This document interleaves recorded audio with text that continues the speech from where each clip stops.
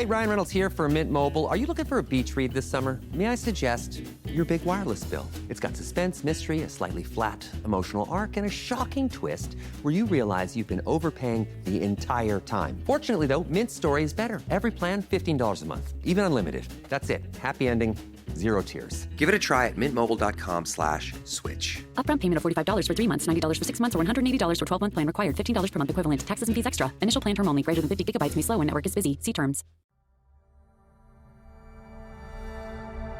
British Spy Stories Season 7 Rogue Assassin Episode 3. Arabella Cavendish stands at the enormous sitting-room windows of the family home in the Dragilevci district of Bulgaria's capital city, and she watches the sunset. She squints her green eyes slightly and tries to make out the places she knows, laid out before her in the landscape. As the day ends, and the sky hemorrhages reds and yellows above her head, her dark hair is swept up into a chigon, and she wears a midnight blue business suit and a white shirt. This house is one of the properties she inherited from her father. He'd bought it when she was 9, and the long hot summers they'd spent here are a core part of her childhood memories. She'll never forget their last family holiday here, because she'd slept with the boy for the first time that year, high up in the mountains, with 1,000 stars above their heads. Arabella didn't know she wanted to be an assassin then. She's not sure she ever really decided to do the job. It found her. It sought her out. Like death, it arrived without her realizing. The house's elevation is just high enough in the foothills of the vast Vitosha mountain to give an elevated view of the city, whilst also being just a short and convenient drive into the heart of Sofia. She turns back to look at the horizon far to the north, and can see rain clouds buffeting around the dark, brooding Balkans in the distance. The house has wide-open floors with dark wood everywhere, and outside the mid-century windows and garden are stuffed with rare flowering but thorny shrubs, to provide both beauty and an impenetrable border to anyone wanting to try and see inside. Along the corridor she can hear the telephone ringing in the study. Arabella turns away from the view and walks at a pace that she decides because she doesn't rush for anyone. She picks up the wired receiver. "I thought you weren't going to answer," says a man's voice. "I always answer to my special friends." "Where have you been? I was calling over the last 2 days," he says. "I've been working." She holds the receiver under her chin, and she leans over to a tall, round silver pedestal table. She picks up ice cubes with tongs, and they drop into the lead crystal glass. When she pours whiskey on them, they crack in two, and she licks her lips. "I may have some more work for you," he says. "You have to pay for my services, you know." "I know." "You can't just bark orders when you want someone killed. You haven't paid me for the last time yet. The agreed fee was 100 grand. "I'll send you something," he says. "Why don't you fly down to Sofia next time and brief me personally? I have a house in the hills. You'd like it here." "I can't. Too much on." "Why do you want these people killed?" "Why do you want to know that? Aren't you the aloof killer? Knowing why these people have to die would make it more real, wouldn't it? It'd make it harder to dismiss them as irrelevant work packages inside your head." She is surprised at his astuteness. "All I will say," he continues, "is that most of them know too much." "Are they friends of yours?" "Now you're getting personal," he says. "That's not what I look for in a heartless assassin." "It's easier if you just upload the jobs onto my online work portal," she says. "Phone calls are traceable, and I'm sure you don't want a record of your interactions with me. The work portal is double encrypted. Your identity is safe." "All right," he says, and there's an audible click as the line goes dead. The silence engulfs her again for nearly a minute, until she can hear the soft padding of bare feet on the tiles behind her, coming along the corridor. "I thought I heard you," says Dominic. "When did you get back?" "Just now. I hired a car and drove down." He puts his arms around her, and his blue eyes are close to hers, as Arabella brushes his fair hair across his forehead. "Are you here for a few days?" he says. "I wanted to walk in the hills. I don't want to stay here on my own. I can go back to my place if you're busy." "I'm here for a day or two." She kisses him. "Take me to dinner tonight. There's a new place in Possidano Square that I want to try." On the third floor of MI6 headquarters at Vauxhall Cross, there are 4 allocatable operations suites, named after the past heads of MI6. These rooms allow field agents to work on their missions and collect materials and intelligence together in one place. Riverside and Talgarth have been allocated the 3rd suite along on the right-hand side, recently renamed the Metrawelli suite. "What's all that?" says Riverside as he pushes open the door from the corridor with his back and turns into the room with 2 coffees in disposable cardboard cups. On one of the clear glass screens dotted around the room, Talgarth has drawn words and boxes. He stands next to her and hands her one of the coffees. 41 sets of blue fly papers were removed from Delta 10, she begins, pointing at some of the words on the glass. "Gina in research is going through them to weed out the key information and ranking them in terms of importance to British interests." "Okay," he says, and sips his drink.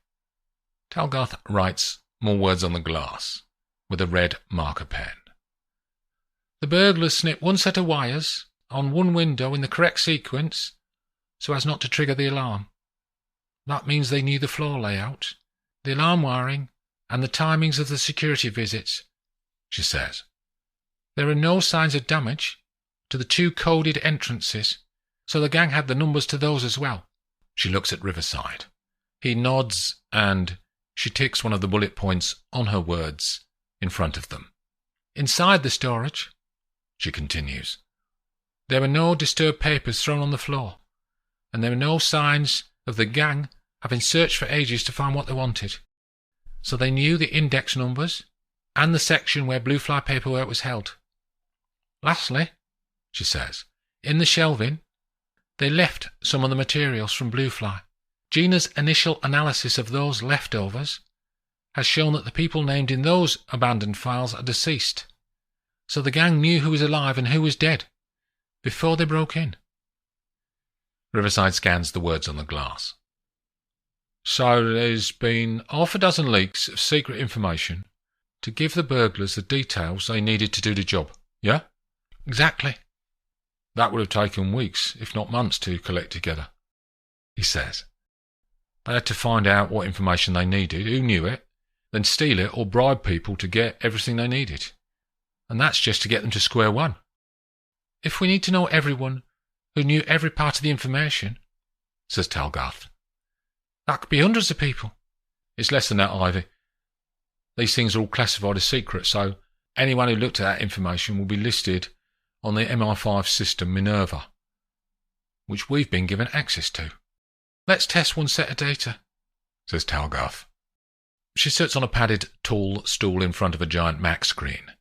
"Let's pick the wiring diagrams." She types and clicks through the screens of information until she finds the right page, then reads out the title. "Access and alarm technology. There's a search box here asking for the building name." She types in Delta 10. "The wiring diagrams are here inside a secure folder, and there's a list of anyone with access to that folder. We've got override so we can see the information, but no one else can apart from the people on the list." "Good," he says. "The screen has 2 engineers named for Delta 10. She scrolls down the information. "They are someone called Terry Peel and another man called Ray Bolton. We can get the police to bring them in for questioning," says Riverside. "Have you got home addresses for them on there?" She clicks on one of the men and says, "Terry Peel? She reads from the screen. Deceased. When? 3 months ago. A car accident. Try the other bloke. Ray Bolton. She selects the other man's record. Deceased. She looks at Riverside. Went missing 2 months ago. Later found in the sea, near where he lives. The only 2 men who knew about the wiring die in unusual circumstances within a few weeks of each other, he says.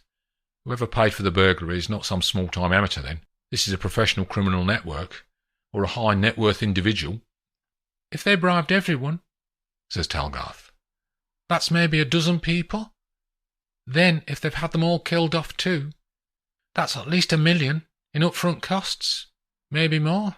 Riverside stands next to Talgarth and rereads her notes on the glass screens. Here's what I think, Ivy. There can't be many people who could pull off an operation like this. They'll need to be big time, have the cash and the contacts to find state secrets, bribe or kill, as well as pay for a break-in on a top security site. We should be able to identify the small number of possible active individuals who have the money, the connections and the background to do this job. Agreed, says Talgarth. I want to follow up on David Miller too. We need to know more about him, beyond what it says in the public record. If he's corrupt, then there'll be evidence somewhere, apart from Blue Fly. That was 30 years ago, and he was in his 20s, a new MP.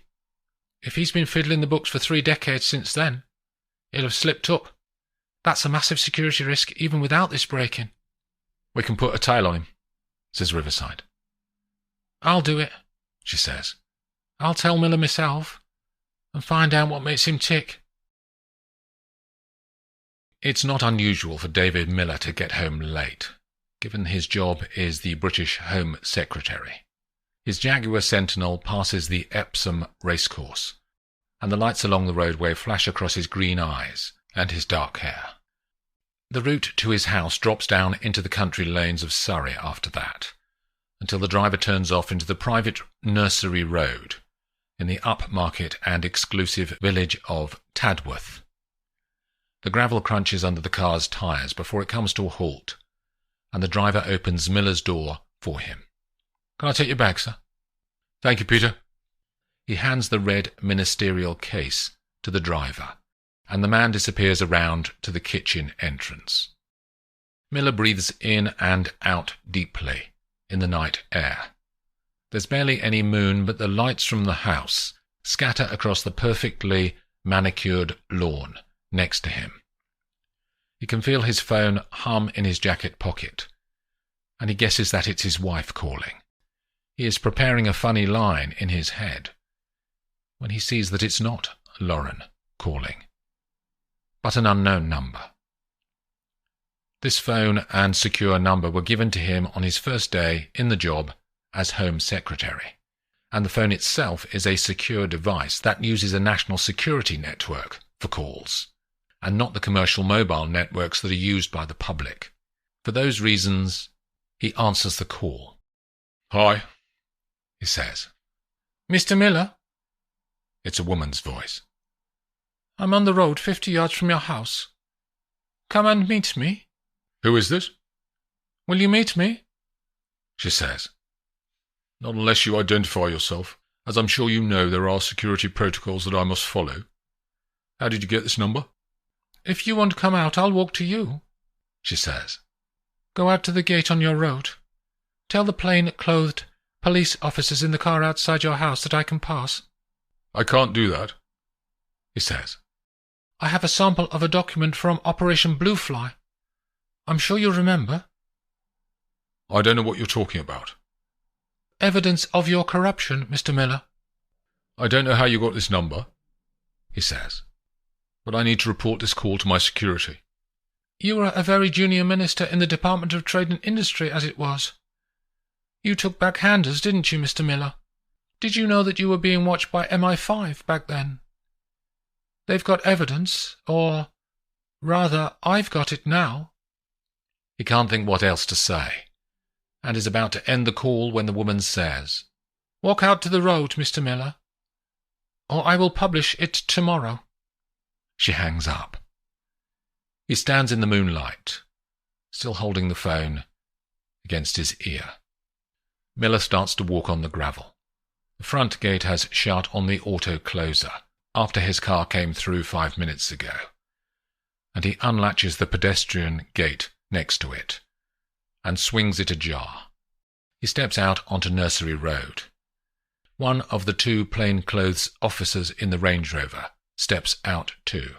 "I'm meeting someone. It's fine," he calls over, and the man puts a hand up to acknowledge. Miller walks on and can't see anything at first.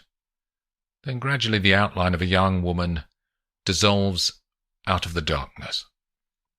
She has brunette hair and is wearing a black suit.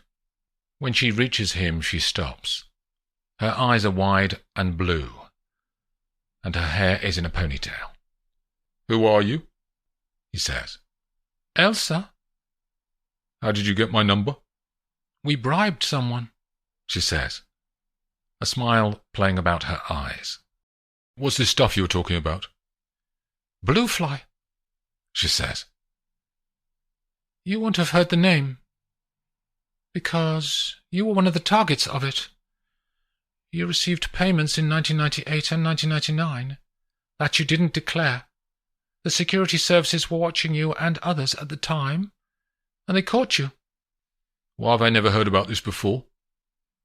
His eyebrows pull together. "They decided not to do anything." "You said you had a sample of something?" She puts her hand into her jacket inside pocket and pulls out a piece of paper, folded lengthways, and Elsa hands it to him. Miller opens the paper. It's a typed report about field activity by an MI5 officer at the time. The words talk about a surveillance operation and that Miller was followed to a meeting with an unidentified man in a Richmond pub. There are references to photographs that show a package being exchanged between Miller and the man. When MI5 broke into Miller's London flat a week later and cracked his safe, the package that was handed across was found and discovered to contain £100,000 in cash. When he's read the words, he pauses. "I can see in your face that it's true," she says. "Never take up acting, you'd be dreadful." She smiles at her own joke, but Miller only stares at her as his mind stutters, failing to give him any clarity about his options to get him out of this. Elsa is still smiling. "If you pay us, all the material will be destroyed." "Who are you?" he says again. "Elsa what?" "Elsa Roth." His face is etched with concern. "Don't you want to know how much money you have to pay?" she says. Miller looks at her with contempt, but doesn't speak. £1 million. Isn't that neat? Do you see what we did? 10 times the amount it took to bribe you in the 90s. She pauses, then adds, "There is another option." Now his eyes widen very slightly. "What?" He barely says the word. "You pay me to have the man killed who is paying me to blackmail you. That's cheaper. It's only 800,000. She smiles again. "I'll leave you to think." She turns on her heel. "You have my number. Let's do dinner soon," she calls back.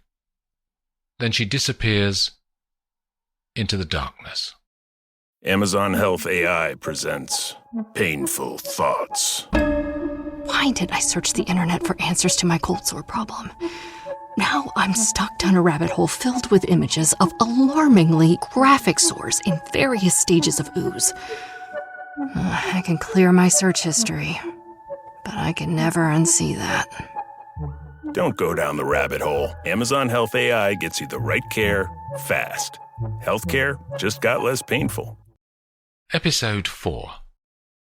Gabby and Kate head south from Berlin in the Aston Martin and change over drivers on the outskirts of Bratislava at nearly midnight. before they continue on the 1,000-mile journey to Bulgaria. Kate is at the wheel through the early hours of the night until they reach Belgrade. Gabby sleeps next to her in the front passenger seat. Then the final leg of the journey cuts through the heart of Serbia and across the border at Kalotina Gradinje before they reach Sofia. As they approach the grand Vitosha parkland that dominates the city's southern side, they can see the first cracks of dawn appearing in the eastern sky. Throughout the night, regular messages have pinged into Gabby's phone from the GCHQ team supporting them on Operation Heartbeat as they track down Agent Marwell. One of the messages contains a grid reference for the Marwell family home in the foothills of the rising land to the south of the city, and they find a country lane on the mountain slopes that has clear sight lines into the rear of the villa and its extensive grounds. They set up a location in the trees and watch the house using Jim-field binoculars. Kate scans the detail of the back of the property, but there's no sign of any activity yet. "I ordered some enhanced surveillance kit before we left Germany," says Gabby. "They're delivering it. It should be here soon. I'll go and meet them." She climbs the slope between the shrubs and the trees until she reaches a dry mud track that snakes its way across the scrubland. She checks the grid ref and moves another 50 meters to the east, and she sits down on the ground in the early morning light to wait for the MI6 transport. There are only the sounds of nature around her until the rumble of an engine breaks the peace and a van appears at a bend on the track. It's a black Mercedes Sprinter, and she puts her hand up to the driver when it gets near. The van stops on the dirt road. "Password?" says the driver when he steps out. "Bethlehem 612. "ID?" She pulls out her MI6 identity card, which he photographs. Then he walks around to the back of the van.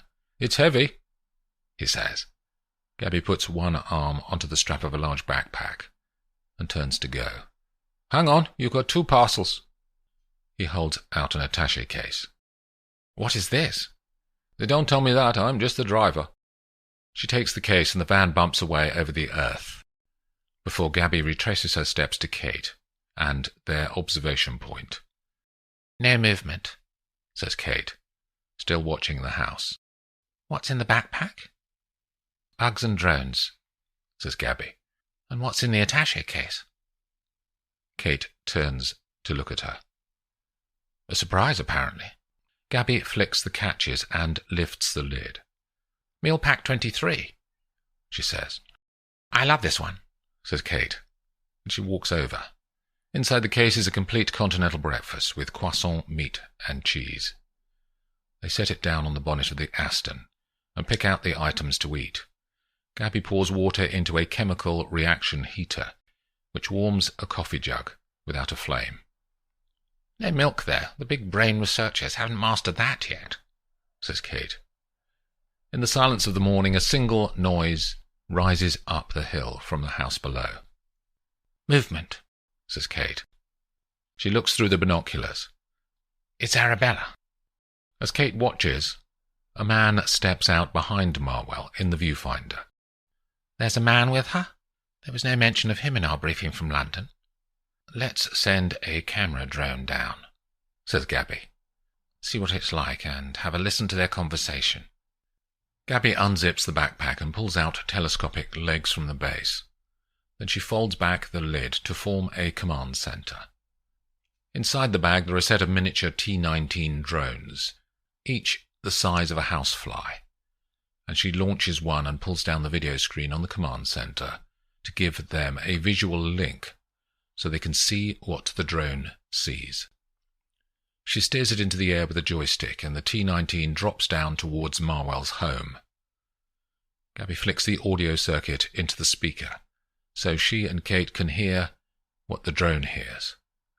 Finally, Gabby activates the record function on the sound and the video.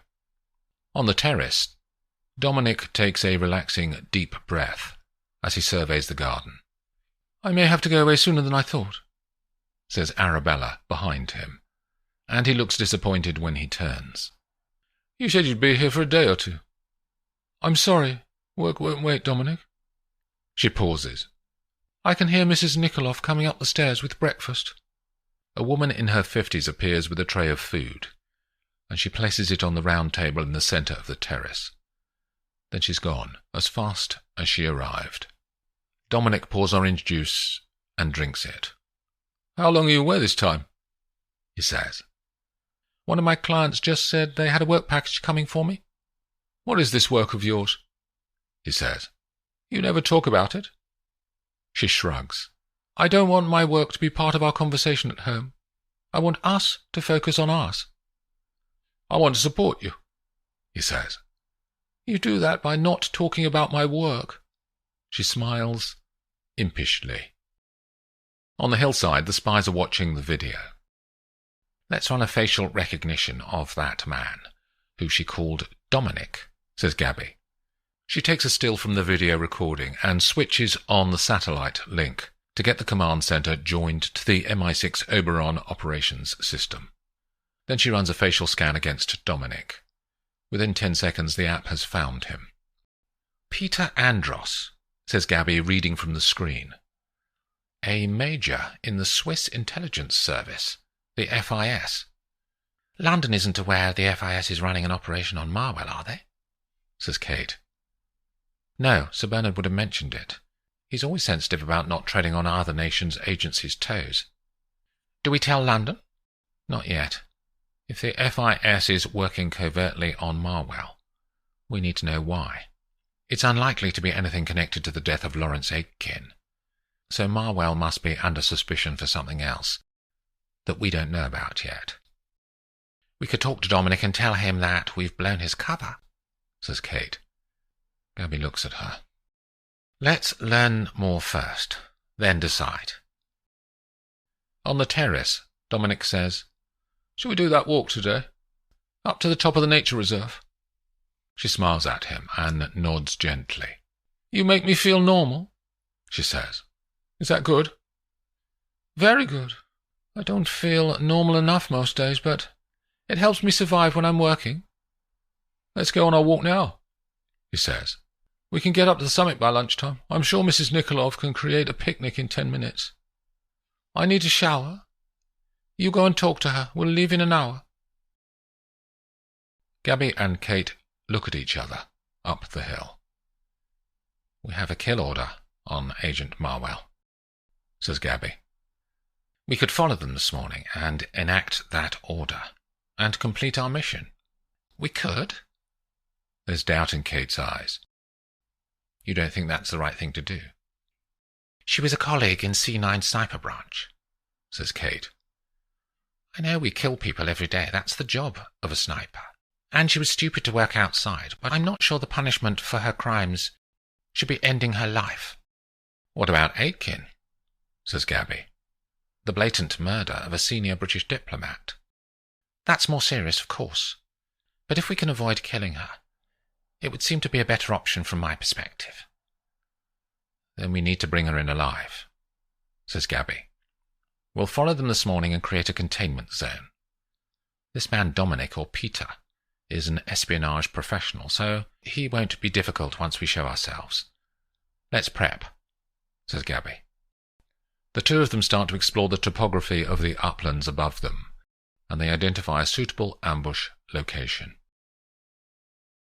The security guards who accompany British government ministers every day like the Café Royal Hotel in central London, because Eyre Street at the back has enough space to park 2 standard protection unit dark blue Range Rovers that all the security personnel use. 2 of these SUVs, the first containing David Miller, the Home Secretary, pull off Regent Street and stop at the back doors of the hotel. 2 men in dark suits step out and check in all directions.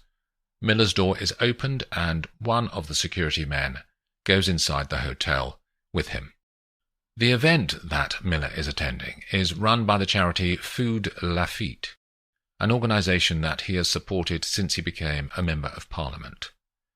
One of the conference rooms is laid out with chairs and a dais, and Miller chats to the organisers when he arrives. Beyond the chairs, the invited audience gradually spills out of the coffee lounge and slowly takes their seats. A young woman called Cecily Keel comes into the back of the room. She is tall, with newly dyed auburn hair and Gucci tortoiseshell glasses. Cecily works for another food charity, and 24 hours ago she didn't exist because Cecily Keel has been created by MI6 Communications Branch to allow Agent Talgarth to get close to the Home Secretary. A fake birth certificate, a work history, and an Instagram account with photos of Cecily at Oxford all appeared overnight on the internet. The online images of Ivy Brown, Talgarth's real name, were wiped anyway, the day that she joined the security services. All of the MI6 training courses on the use of sex within an intelligence operation are run by one woman, Dame Elizabeth Wade, head of S7 branch. Apart from running training courses, S7 does one other thing. It manages the deployment of honey traps for use in the field. The women and men who work in S7 come from a range of backgrounds, but they are all undeniably handsome and beautiful, as their effectiveness as an espionage tool is based on their ability to get people into bed, because only then can they extract their target's secrets across the pillow. Where a full honey trap service is not needed, field agents such as Talgarth have all attended a basic training course, giving guidance on the effective use of sexual relations as part of their job. In the Café Royal, Miller speaks for half an hour about the good work done by Food Lafitte, before Caroline Lafitte, whose father started the charity, stands up to thank Miller. She is generous with her praise of the minister and describes him as a man of the people. Talgarth makes her move as the speeches have ended, and Miller looks like he's considering leaving. She walks over to him. "Very insightful," she says. "I've seen you speak before at one of these events. I wanted to come over and say how much I agreed with your take on it all." "I've been a long supporter of this charity," he says. "Do you work for Food Lafitte?" "No, another food charity. But I'd love to work here. Perhaps you can put a word in." She smiles, and he does too. Talgarth holds out her hand. "I'm Cecily Keel." He shakes her hand, and she keeps looking at him. "I don't suppose there's any chance of talking more about your charitable work," she says. He pauses, unsure of what to say. "I'm free for lunch," she adds, and she smiles again while maintaining eye contact. "Or are you off doing some important ministerial business?" He breathes out gently through his nose and pauses again, then barely moves his hand before his security man walks over to them. "Change of schedule, Matthew. We're going to lunch at the Wolsey. Can you ask Kitty to book the private room for 2, please? It's vetted by security, isn't it?" "It is, sir." "Thank you, Matthew." The man walks away to make the arrangements. Miller turns his eyes back to Talgarth. "I appear to be free for lunch, Miss Keel." They both smile broadly. "Shall we go?" The journey in the Range Rovers is only 7 minutes, as they can use the bus lanes in the centre of London.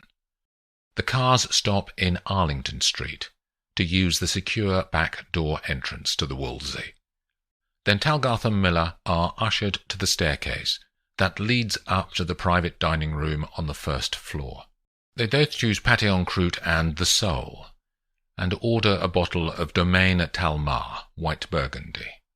They talk as they eat, Talgarth using the outline briefing document on Cecily Keel that she had received this morning by email from Communications Branch, and had memorized over breakfast in her 10th floor flat in Canary Wharf, as her cat had sat on her feet. They reject puddings and coffees, and Miller tells the waiter to put the bill on his account. "Thank you," she says. "It's been fascinating. If you can get me any introductions to Food Lafitte, then I'd be forever grateful." She reaches down into her handbag that is on the floor next to her chair, and palms something. Then she stretches out her hand and places it, palm down, on the table near him. I'm staying at the Ritz, she says. She lifts her hand to reveal a keycard. room 311. She leaves the card on the tablecloth. She stands up and offers her hand, which he shakes. Then she turns and walks out. Half an hour later, she is in room 311 of the Ritz, when there's a knock on the door, and then it opens. David Miller walks in, and Talgarth closes the door behind him, then turns her back to him. Will you help me with this zip? I always struggle with these dresses. The time on the bedside clock says 4:05 p.m., and Miller starts to wake up next to her. He opens his eyes. She smiles and props her head under her chin to look at him. "I need to go," he says. "How long are you staying at the Ritz?" 3 weeks. My company's paying, she says. Are you free tomorrow, same time? He watches her eyes that have light playing across them. 3 weeks, then we end it, she says. A memory to carry with you into the future. Miller stands up and starts to find his clothes. Your wife will smell another woman on you, she says. You should shower before you go. He stops and without words turns to the bathroom, and she hears the water running a few moments later. He reappears and dresses, then pulls out his phone and dials a number. "I'm coming down, Matthew." He doesn't wait for his personal security guard to reply before he ends the call. You didn't answer about tomorrow, she says. Miller turns to Talgarth, who is still in bed. He pauses again. She can see he has doubts. Is it too risky for you? She says. "I have a wife, and—" He doesn't finish the sentence. Then you're not the kind of guy I thought you were. I'm picky. I only want the best. If you're not up for it, then— "I'll be here." He turns to the door, and his fingers grasp the handle. He turns back to her. 2 o'clock tomorrow. He walks out, and the door slowly shuts on the auto-closer. Only when it finally clicks into the frame does Talgarth smile to herself. Catch up with Gabby on her new website, GabbyLaneSpy.com, and keep across the latest as Gabby Lane comes to a screen near you. Thanks for listening. This is British Spy Stories.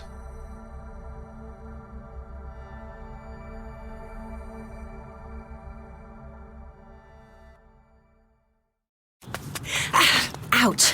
This knee is killing me, but I can't stop training. The marathon is in 2 weeks. Let's get on ZocDoc and find a doctor to take a look at that for you. Okay. Here's a review. Dr. Craddock really takes his time. No, I don't have time.